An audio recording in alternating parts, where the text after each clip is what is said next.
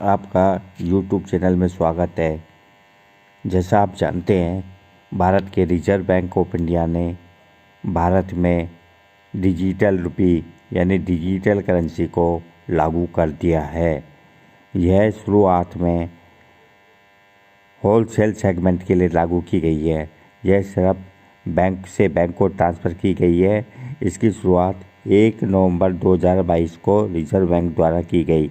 इसके तहत बैंक शुरू में पायलट प्रोजेक्ट के रूप में अपने इंटर बैंकिंग ट्रांजैक्शन के लिए इस डिजिटल रुपी का इस्तेमाल करेंगे। अभी यह पब्लिक को उपलब्ध नहीं है। जैसा बताया जा रहा है, डिजिटल करेंसी डिजिटल रुपया 2 सेगमेंट में आ रहा है, एक होलसेल में और एक रिटेल में।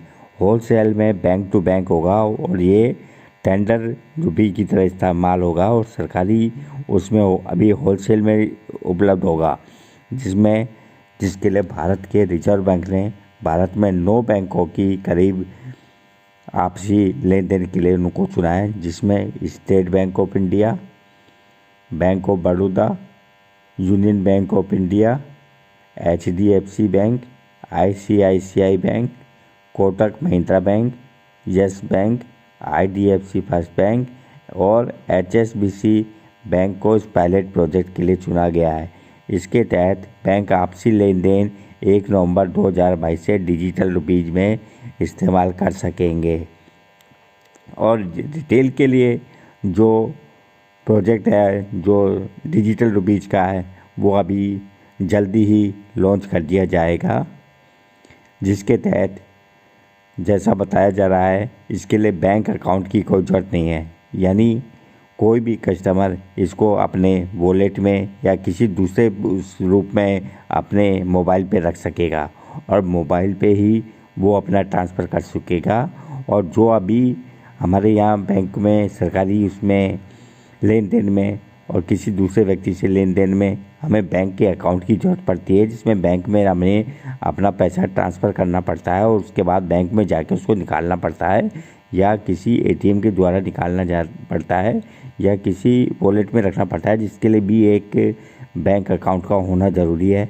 वो सब हमारे यहाँ अब ये ख़त्म हो जाएगी और जो बैंकों में पैसा था उसके लिए बैंक अकाउंट होना ज़रूरी था, वो भी ख़त्म हो जाएगा धीरे धीरे।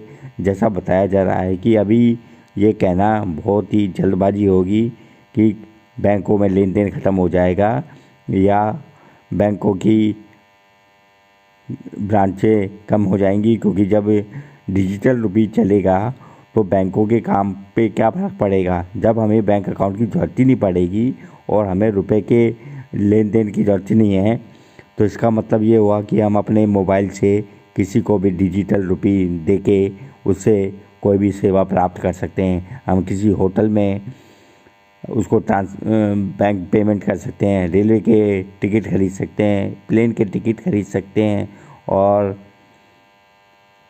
बस के टिकट खरीद सकते हैं। इसके लिए हम डिजिटल रुपीज़ का इस्तेमाल करेंगे, जिसके लिए हमें कैश की ज़रूरत नहीं पड़ेगी और इसके लिए किसी बैंक अकाउंट की ज़रूरत नहीं है। इससे क्या किसी बैंक की कोई ब्रांचें कम होंगी या बैंक के कामकाज पे क्या फ़र्क पड़ेगा।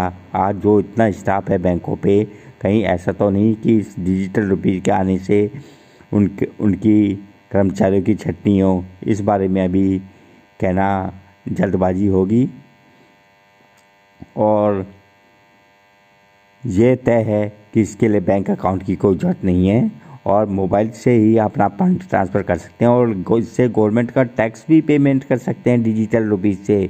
इससे होगा ये कि भारत के रिजर्व बैंक ने जो रुपए के छापने में और रुपए के परिचालन में जो खर्चा आता है, उसको बचाने के लिए डिजिटल करेंसी की शुरुआत की है। यह बताया जा रहा है यह डिजिटल रुपीज़ मार्केट से लिंक नहीं होगा या मार्केट से लिंक होगा, इसके बारे में अभी संशय है।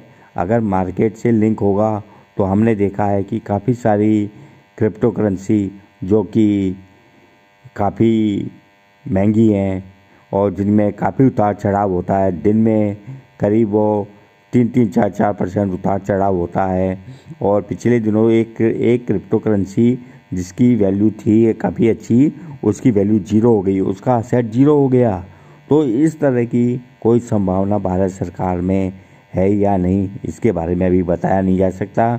हाँ, लेकिन यह तय है कि जब यह एक बार प्रचलन में आ जाएगी तो बैंकों के कामकाज पे काफ़ी ज़्यादा फर्क पड़ेगा, क्योंकि कैश लेन देन की हमारे यहाँ पे जो अभी वैसे भी हमने देखा है कि जब से वॉलेट आए हैं और गूगल पे आया है और फ़ोन पे जैसी सब सुविधाएं मिल रही हैं, लोगों ने अपना ट्रांजैक्शन डिजिटल करना शुरू कर दिया है, जिससे उनको बैंकों में जाना नहीं पड़ता और सारी चीज़ उनके अकाउंट में, उनके वॉलेट में आ जाती है, जिससे वो अपना पेमेंट कर देते हैं। जब बैंक अकाउंट की ज़रूरत ही नहीं पड़ेगी तो बैंक के कामकाज पे फर्क पड़ेगा। वैसे ये डिजिटल करेंसी, डिजिटल रुपया काफ़ी सुविधाजनक है, काफ़ी अच्छा है और इससे नोट के छापने का खर्चा बचेगा और नोट को ले जाने के लिए जो रिस्क रहता है वो भी दूर होगा और काफ़ी जल्दी ही यह रिटेल सेगमेंट में उपलब्ध होगा। अभी सिर्फ होलसेल सेगमेंट में आया है। तो इस तरह डिजिटल करेंसी का, डिजिटल रुपए का 1 नवंबर 2022 से भारत में से शुभारंभ हो गया है और भारत को अपने डिजिटल इंडिया में एक नई शुरुआत की है। इसके लिए हम सब और आपसे यह सहयोग है कि वो कृपया अपनी पूरी जानकारी के बाद ही इस तरह के डिजिटल लेन देन के बारे में सोचें और देश की तरक्की के लिए आगे आएं।